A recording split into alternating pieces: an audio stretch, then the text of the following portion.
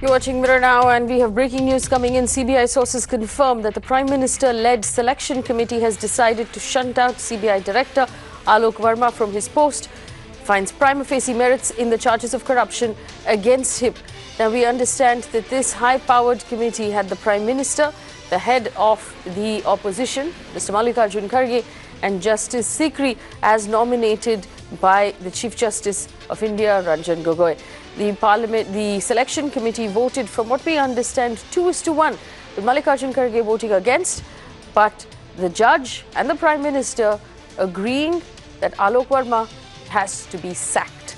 To give our viewers an update or a recap as to what we're talking about, you'll remember back in October, Alok Verma was moved out in the middle of the night by an order of the CVC.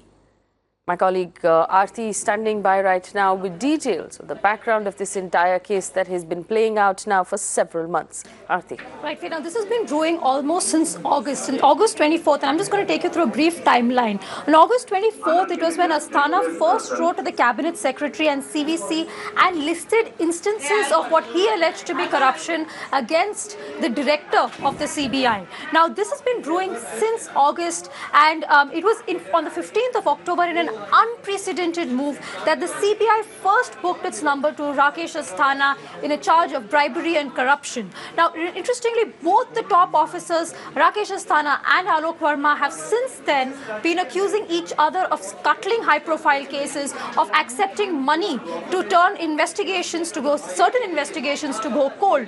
Now, after that particular 15th of August FIR, which has never happened in the history of the CBI, on 23rd of October, suddenly at midnight, there was a CVC order and a DOPT order which asked for both Rakesh Asthana and Alok Verma to be sent on immediate leave. Now, the government has since defended this move, saying that the image of the CBI, the institutional integrity of it, was being tarnished when, both the top officers are facing allegations of corruption. In the interim, you have seen a bunch of officers being shunted back in and out. Now, and back out again. Aarti, forgive me for interrupting you, but Dr. Karthikeyan, former director of the CBI, joins us on the phone line.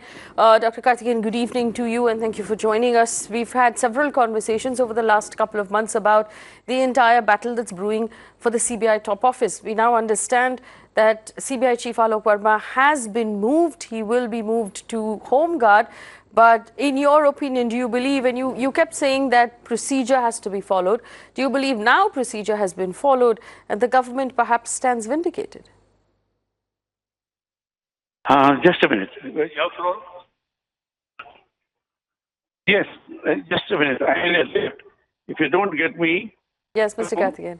Yes, I'm. Can you hear us now?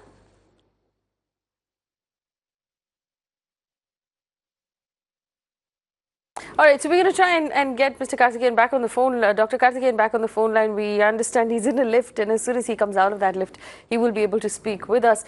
But just to tell you the update of what Aarti was telling us, that the officers, as soon as Alok Verma took office yesterday, one of the first things he did was to reverse the transfers of the officers who had been transferred. 14 officers had been transferred.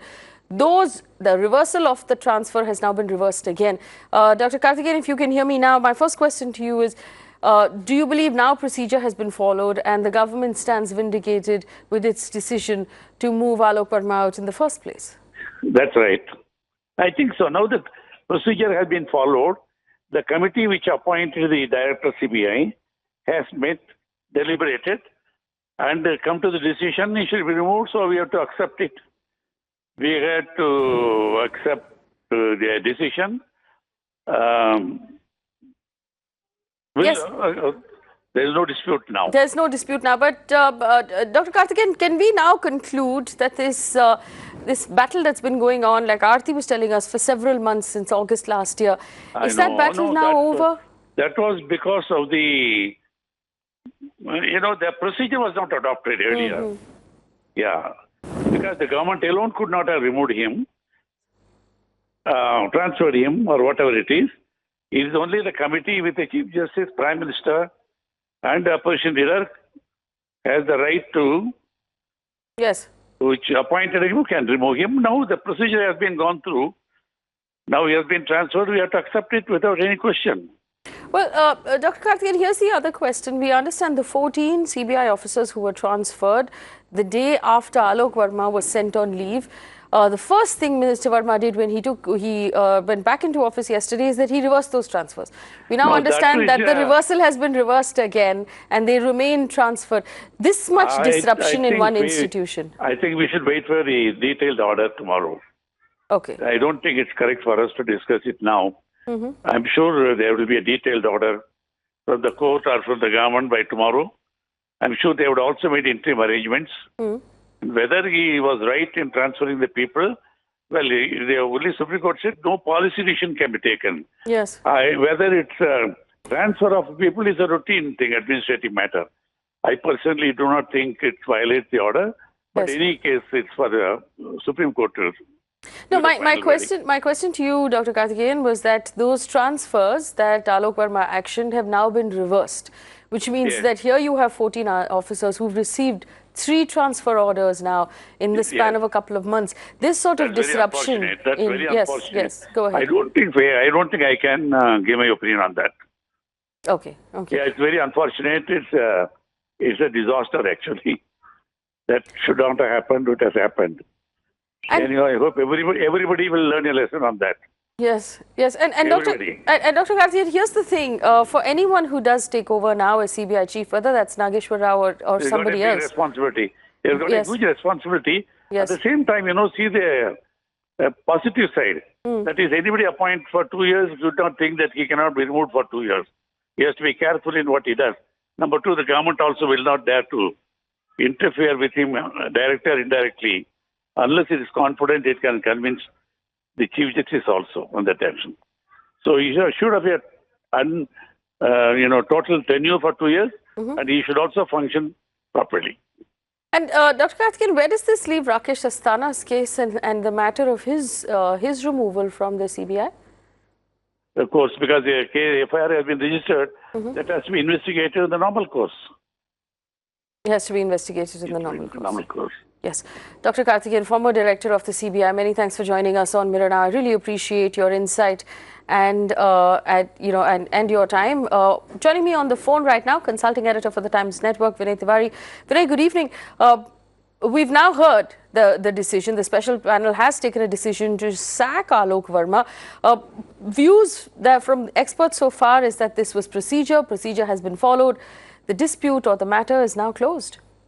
Well, procedure is, of course, one part of the story, but the other part of the story is perception. And in the last few months, the perception battering that CBI has received has just gotten reinforced today because it's been a bit of a comedy that's going on. I mean, even Mr. Verma, who rejoined office today, went on a flurry of transfers knowing fully well that his tenure is actually ending on the 31st of this month and that he remains under cloud insofar as for the Supreme Court itself on the charges against him. Remember, the Supreme Court never exonerated him on the charges against him. They only pointed out the procedural lapses in removing him from his post and sending him on leave. And hence, this action of transfers in itself was in many ways a provocative step. Also, I think it's extremely important to remember that the Supreme Court itself had actually asked the collegium to meet within a week. So in that sense, they have met within that period of time and taken a decision. But the perception loss and the political capital that the other opposition parties are going to derive out of it, that this was a move to prevent Mr. Verma from taking procedural action on certain investigations, is perhaps a little more damaging than any other facts here today. Well, Vinay, here's the thing. We have a couple of newspaper reports, and PTI quoted Mallikarjun Kharge on Wednesday saying that he had asked for documents from the government concerning the matter of the CVC's inquiry into Alok Verma's, into allegations against Alok Verma of corruption. He also said quite clearly that Verma should be given an opportunity to appear before the committee and represent his case. Now, we understand that no such opportunity was awarded to him. Is this part of procedure to allow the CBI chief an opportunity to represent his case to the committee? If we go strictly by law and the interpretation of the DSP Act and the CVC's role in the appointing of the CBI director, the job of the appointing committee is merely to review the appointment of an individual and not exactly being an inquiry committee. It's rather odd for a Prime Minister and a sitting Supreme Court judge who was nominated by the Chief Justice and the leader of the opposition to be a review of charge against them, because that's not an inquiry commission at all. Yes. So I know there are a lot of people who are asking that why Mr. Verma was not given a chance to appear before the committee. But then this committee is not an inquiry committee. That the ability to answer to charges can only be given to an inquiry committee. It really cannot be given to a committee whose sole job is to decide on a name on whether a person is fit or not fit to be a CBI chief. So in that sense, I find it odd that people are actually asking or expecting that this committee would have invited Mr. Verma to answer the charges, because this isn't an inquiry committee at all. And remember, in yes. this case, one of the three members is also a sitting Supreme Court judge Yes. who has voted in favor of Mr. Verma's removal. So that's as neutral as it can get. Right. So Vinay, if I understood this correctly, what you're saying is that normally the CBI would recommend a chief, and that recommendation would be vetted by this committee to decide whether or not they believe that it's the right decision. This is not an inquiry committee that can delve into charges and decide innocence or guilt. So in that case, should the procedure have been more detailed? If Mallikarjun Kharge was asking for paperwork and there's no confirmation of whether or not he got it, was there perhaps, one part of that committee that was behaving like an inquiry committee? Well, look, Mr. Mallikarjun Kharge is obviously playing the role of the leader of the opposition. And, Yes. and pretty much he has to say a lot of things in terms of perception. But the law is very clear. The law says that a panel of names has to be put up whenever a CBI chief has to be appointed. Those panel of names go to this committee, which comprises the Prime Minister of India, the Chief Justice of India, or a judge that Chief Justice nominates, and the leader of the opposition party. So in that sense, the limited scope of this review committee is to say yes or no to a name that has been included as part of the panel in the original appointment. In this case, when a man has to be removed from this post, the committee will again take the same decision, whether a man should continue or not. Now, in this case, the only point of discussion in today's meeting would be, is Mr. Verma fit enough to continue as the CBI chief or not? I'm not sure how anyone can say that the existing law allows this collegium to actually sit in judgment over the merits of a charge against him. Because that's a separate inquiry, which is actually being monitored by the court now in many ways, because that aspect of the judgment is still pending. That has not been settled in that case. And that inquiry should ideally continue, because there are serious charges against both the officers who were part of this battle within the CBI. Vinay, do you believe this time Alok Verma will have any grounds to challenge this dismissal? I'm not sure now he has enough time to actually challenge the dismissal, because this is procedurally correct. There is no violation of procedure. And remember, the last time around, the only point that the Supreme Court accepted as a violation was the procedure and the manner in which he was transferred out without the collegium's knowledge. The government took an administrative decision which the Supreme Court agreed was wrong. So in this case, the procedure has been followed. So if the collegium has met and then decided to remove him and post him in another a kind of a punishment posting, you really can't challenge this aspect. I think the only challenge that is now left before Mr. Verma is to contest and fight the cases, the allegations that have been leveled against him by Mr. Asthana, and find himself exonerated at some stage. But that's a judicial process, and perhaps going to take a very long time. Right. Vinay, if you would stay with us on the phone line, we also have at this point Sanjay Hegde, who joins us live. Mr. Hegde, good evening, and thank you for joining us. I just want to inform our viewers, we were going to have a conversation on LGBTQ rights, specifically to do with the Indian Armed Forces, and Mr. Hegde had agreed to be part of that conversation this evening. But since the breaking news has come in right now, Mr. Hegde, would you, as the counsel for Alok Verma in Supreme Court, would you be comfortable answering a few questions for us this evening?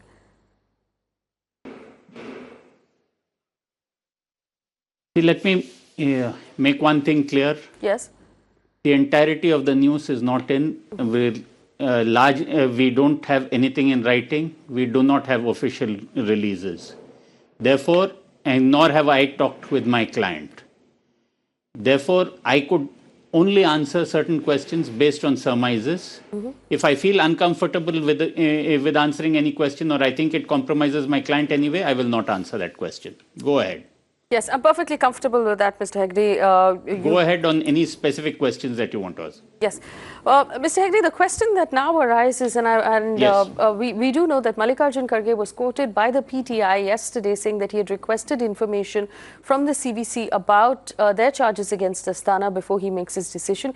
He also suggested that the committee should, against Verma, I beg your pardon, that the committee should allow Mr. Alok Verma an opportunity to represent himself and perhaps answer some some questions. We now understand that perhaps that opportunity was not made available. Purely from a procedural point of view, is there a requirement or an allowance for that sort of appearance in front of this committee?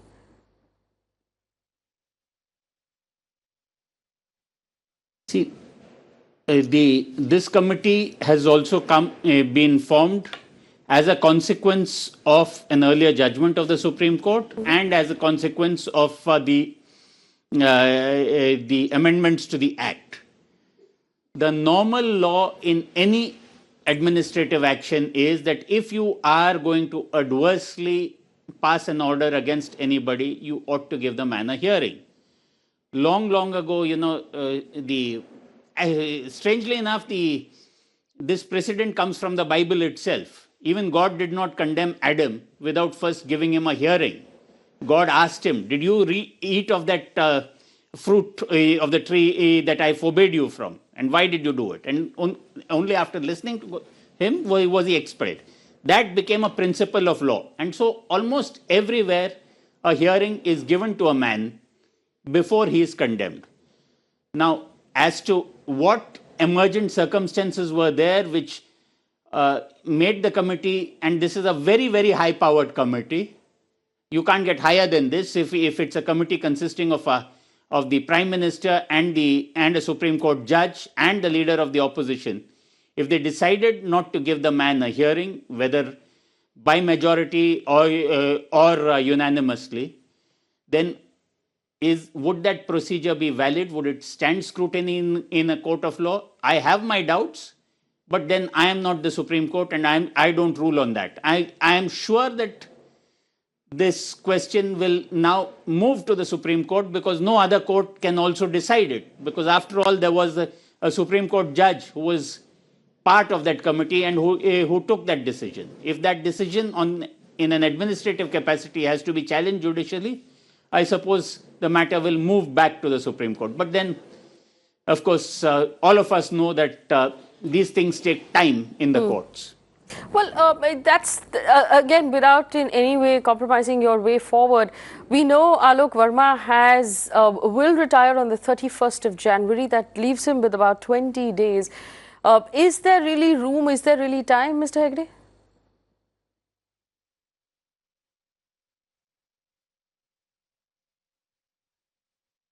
Well, decisions taken on the administrative side can be interfered with on the judicial side.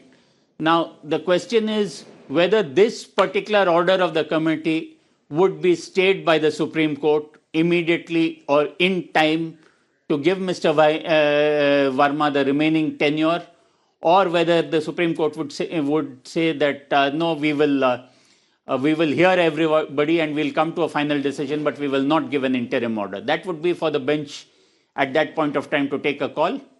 I would not venture any further answer. I've just given you the options before the bench. And help us understand this, Mr. Hegde. We do know that the Supreme Court was very clear about the fact that Mr. Verma was not to take any policy decisions.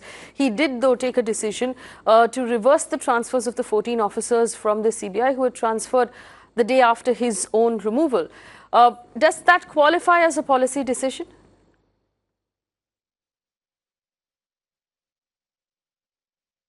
If it is in violation of the Supreme Court order and if somebody challenges that too in the Supreme Court will take a call. Again, this is a cause for the Supreme Court to determine. Speaking for myself personally, as a lawyer, I don't think it's a policy decision. Policy decisions are major decisions. These are transfers. Whoever is the director at that particular point of time is entitled to have people in whom he has trust. I don't think this would come within that ambit, but I could be mistaken. And Mr. Hegde, the government would have obviously now argue that after the Supreme Court judgment saying specifically that the High Power Committee is to make its decision in a week, which it now has, that procedure has now been followed. And the government stands vindicated in its decision back in October, the midnight decision that was challenged, the merits of that decision, not the procedure, but the merits of that decision. Would you agree?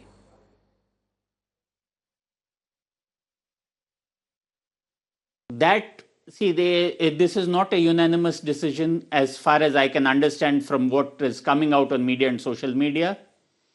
Vindication ultimately lies in public trust. If you lose it there, then no matter what you write or what you say, wherever, it doesn't come back. Let me just give you an example. Way back in the US in the 70s, in Watergate, what happened was a small break-in. But the cover-up to that was an obstruction of justice. The then Special Prosecutor Archibald Cox was fired by the President. The then Attorney General refused to do it. The Solicitor General then did it, fired the man. But once that firing happened, once the cover-up was sort of established, public trust went down, and with that public trust, a lot of other things went down, including the Nixon presidency. Are we at a Watergate moment? I don't know. The question is, what is it that was so overpowering that Mr. Alok Verma could not be allowed to finish his tenure for another 20 days? I don't know whether the allegations also which were levied by the CVC, because please remember this, none of those allegations stand proven. The CVC said that these are the charges against him. Mr. Verma supplied his response to that. The CVC then examined and gave a report to the Supreme Court. There has been no judicial finding, nor can there be, on all these. Yes. It is not as if those allegations are proven.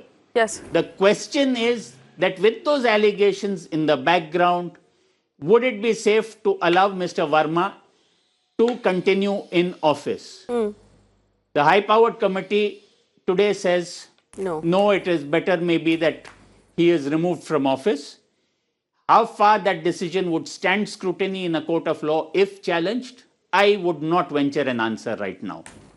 Fair enough. I completely respect that, Mr. Hegde. We also have Mr. Prashant Bhushan join us right now, and I just want to point out, Mr. Bhushan, good evening. Thank you for joining us.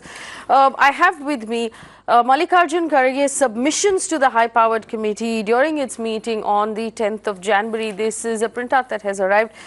He recommended from this letter restoring Alok Verma to full extent and authorities of power, extending his tenure by the 77 days that he has lost in this last period.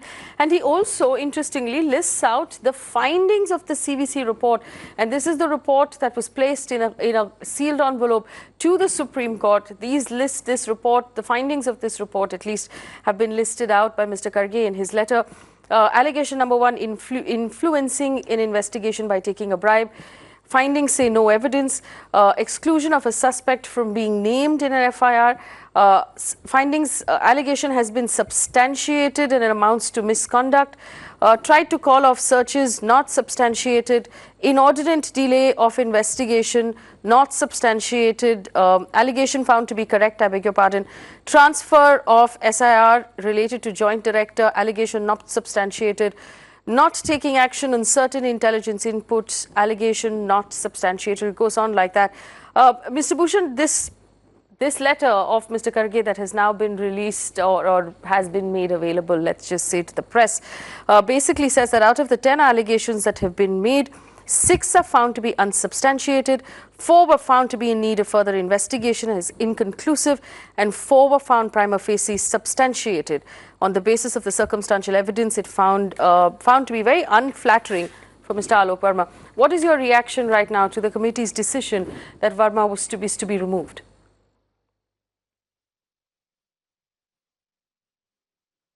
Well, I think the committee, firstly, was headed by the Prime Minister, which is itself somewhat improper, because in this case, it was absolutely well known and clear that the government's one very serious desperation was to somehow prevent the CBI from registering an FIR in the Rafale matter, in which the Prime Minister himself is the principal accused. And that is why that operation at 2 a.m. was done to remove him on that day, because that was the night on which apparently some note on the Rafale complaint, on our Rafale complaint, had reached his table, and he was thereafter to take a decision on that. So it was such desperation of the government to remove him at 2 p.m. was clearly on account of the fear that he might register a preliminary inquiry or an FIR in the Rafale matter. Now, in this case, their decision to remove him, and it's a committee headed by the Prime Minister, whose decision to remove him within 36 hours of his being restored to the office of the director, without even giving him a hearing. I mean, the minimum that was required was for the committee to have heard him on the CVC's report. And I understand that Mr. Verma, when he appeared before the CVC, where Justice Patnaik was also sitting, I believe, this is my understanding, that he told the CVC members that the chairman of the CVC had come to his residence to intercede on behalf of Mr. Asthana. So in these circumstances, what is the importance that can be attached to the CVC's findings? And without even giving him a hearing, you remove him? What is the desperation? Why was the government so desperate to remove him 20 days before his retirement? Just because that Rafale FIR issue is pending before him? Well, Mr. Bhushan, you did say, of course, that the Prime Minister should have recused himself, but Justice Sekri here voted to remove Alok Verma, and that is an independent vote. So, technically, it was two against one being Mallikarjun Kharge. If what you're saying is true, then it should have been 2 against 1 the other way around. So, the fact that there was a tiebreaker here by a Supreme Court judge, doesn't this make it then, valid and independent? Well, problem is that unfortunately, you see, in this country, we have seen this very often, and we have been saying this, that look, judges should be prevented from taking up post-retirement jobs at least for 2 years, any post-retirement jobs in which the government has any say in granting that post-retirement job. Unfortunately, judges, when they are on the verge of retiring, are often influenced by all these kinds of considerations. This is the unfortunate fact of life. So, therefore, to just believe that just because a Supreme Court judge was also involved in this decision making, therefore this decision must be correct. Very often the court takes wrong decisions. For example, the Rafale decision. I mean, it is such an absurd decision that you make such glaring errors of fact. You state facts which were demonstrated to be totally false in our affidavit. And you state facts which were just not even on affidavit, stated by the government in a sealed, unsigned note handed over to the court. And then you don't even bother to say that we have refuted those facts conclusively on affidavit, such as the CAG report, etc. And yet those judgments are given. So very often the Supreme Court judges also go wrong, and go grievously wrong sometimes. Well, I want to take this question to Mr. Sanjay Hegde. Mr. Hegde, the committee in question is not obviously an inquiry committee. It is not meant to do an investigation. It has looked at the submissions of the CVC and the report of the CVC, although we understand here from Mr. Mallikarjun Kharge's letter, and I'm just going to read it out. It says, while of course these allegations must be investigated further, as the CVC itself has stated, to suggest that they are on par with very serious allegations leveled against Rakesh Asthana, for example, is incorrect. He basically says that these allegations merit being investigated into. So in that case, here was a committee deciding on allegations that haven't been properly investigated yet, but their job was to decide whether or not Mr. Verma could continue in office while facing these allegations, and they've decided no. So in that, in that sense right now. Does it end the argument?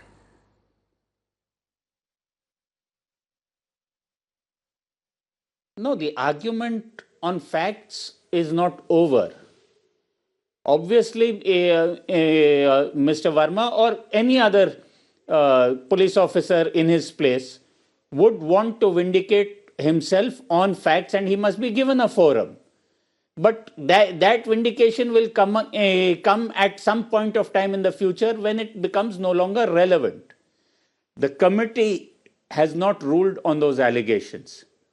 The committee has only accepted the CVC's report that these allegations exist, and then made a determination that in the present, that as long as those allegations are there, it is best that he is removed from the CBI directorship. Now, this is a very dangerous precedent for this country to set, because it simply it will then become that every CBI director is vulnerable to the CVC making a report about him to the committee, and then on the committee, as long as the judge nods along with the government of the day, if the government, let's assume it's the government of the day that wants to take out the CBI director, then the CBI director would be removed from office.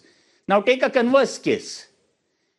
Supposing there were actual grievous charges against a CBI director, and there was even a conscientious CEC who put in a report about that. If the government of the day is not minded to remove the director, then nothing will happen. So therefore, somewhere down here, I think we have come to a situation where we have laid very dangerous precedents for the future. I've been saying it since the last few days that please don't look at it alone as a Alok Verma versus today's government matter alone. Please think institutionally. Institutionally, you need an independent investigating agency, that is the CBI. The independence of the agency is buttressed by having a director at the head who cannot be removed before his tenure is over.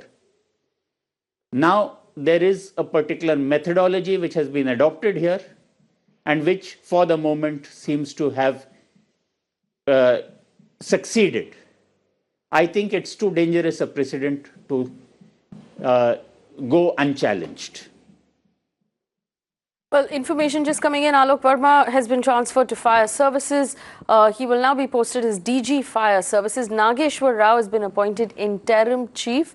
Mr. Bhushan, information coming in of Interim Chief. So we still have an Interim Chief, obviously, because the selection will need to be ratified by the high-powered selection committee that has just made its decision today. But here's my question. You did say, of course, that all of this started because of the Rafael FIR that that was registered in the CBI by Alok Verma. But technically, we have no proof right now of that FIR or of the fact that that investigation was opened, or a suggestion was made to open that investigation in the CBI at all.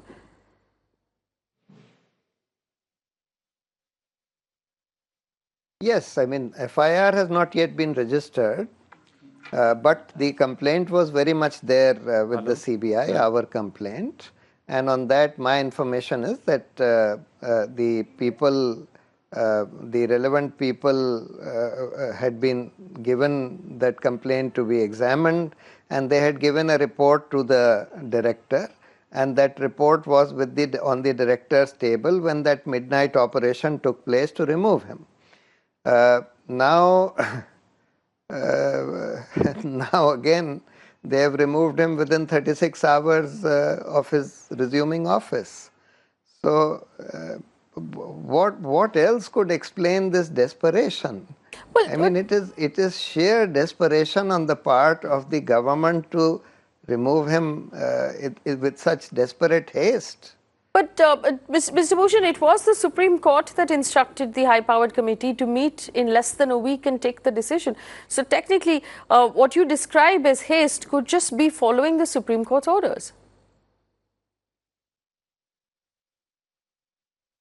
Yeah, but they should at least hear him. They said within a week, not tomorrow, not day after. At least hear him. That's what Mr. Kharge had been saying, that at least hear his side. How can you just take such a drastic decision to remove him 20 days before his retirement, 36 hours after his restoration, without even hearing him on the charges that are made against him in the CVC's report, and a CVC who is clearly tainted?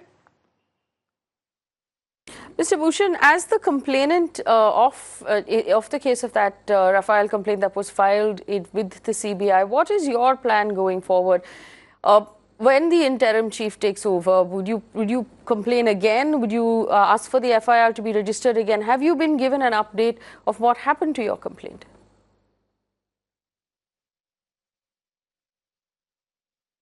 You see, this interim chief, again, the government had no authority. The order to appoint the interim chief by the government had also been quashed by the Supreme Court. Supreme Court held that the government had no authority to appoint an interim chief. Now again the government has appointed an interim chief. That can only be done by the high-powered committee. Today this question should have been before the high-powered committee as to if Mr. Verma is to be removed, who is to be appointed. I don't know whether the committee has taken this decision to appoint Mr. Nageshwar Rao as the interim chief. That's true. Sanjay Hegde, a quick clarification on the Supreme Court order in the Alok Verma case. The Supreme Court instructed that the committee meet within a week. Did it instruct the committee to make a decision within a week? Could that explain the haste that Mr. Bhushan is referring to?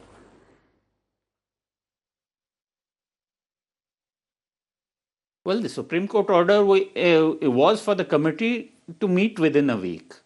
As far as the committee could have then decided its own procedure. It was not required to take a final call one way or the other. It could have very well decided that I want to give the man a hearing. But the committee seems to have done no such thing. If Mr. Verma chooses to challenge, I'm sure that will be one of the points that he would take. Okay. Mr. Prashant Bhushan and Mr. Sanjay Hegde, many thanks for sharing your thoughts on this matter. One second. Mr. Hegde, do you want to add something to that? Go ahead, please. The simple line is this, that the high-powered committee was taking a decision apparently based on institutional integrity. Now, institutional integrity basically now means that it thinks that it was too dangerous to let Mr. Verma continue in office. To take a decision like that, I think at the very least the man ought to have been heard. The man ought to have been heard. Mr. Hegde and Mr. Bhushan commenting on the removal of Alok Verma as chief of the CBI. I appreciate your time, gentlemen. Thank you for joining us, Mr. Hegde.